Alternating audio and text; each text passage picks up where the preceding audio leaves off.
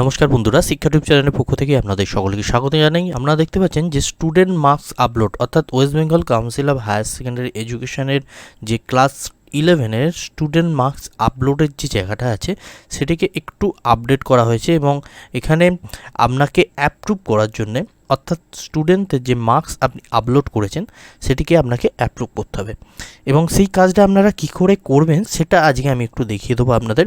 আপনারা দেখুন, প্রথমেই আপনারা স্টুডেন্ট টাইপ এবং পেজ লিমিটটা দিয়ে দেবেন, দিয়ে সার্চ করবেন।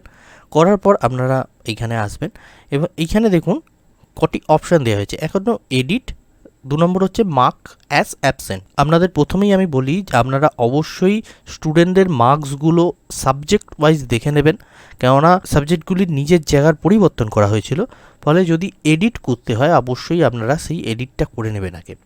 এবং যদি কোনো স্টুডেন্ট আপনার অ্যাবসেন্ট হয়ে থাকে সেই অ্যাবসেন্টটাও আপনারা এখানে করে নেবেন।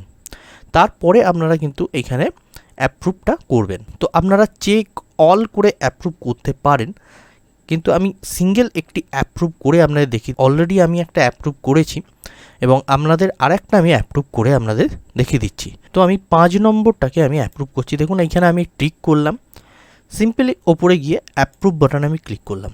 আপনার কাছে সিওরিটি চাইছে যে আপনি এটাকে অ্যাপ্রুভ করবেন কি না, তো আমি এখানে ইয়েস করলাম, তারপর ডান। তো দেখুন এইখানে অ্যাপ্রুভটা হয়ে গেল।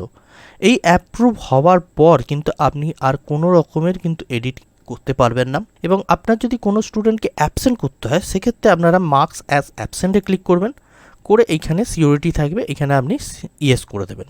তো এই স্টুডেন্টটি আপনার অ্যাবসেন্ট হিসাবে গণ্য হয়ে যাবে। তো আমি আরেকবারও আপনাদের অনুরোধ করব, আপনারা অবশ্যই কিন্তু এটি দেখে শুনে অ্যাপ্রুভ করবেন, কেননা একবার অ্যাপ্রুভ হয়ে গেলে এর পরবর্তীকালে চেঞ্জ করতে গেলে আপনাদের কাউন্সিলে যেতে হতে পারে।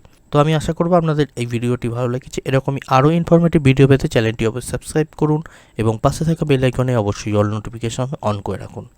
ধন্যবাদ, ভালো থাকবেন।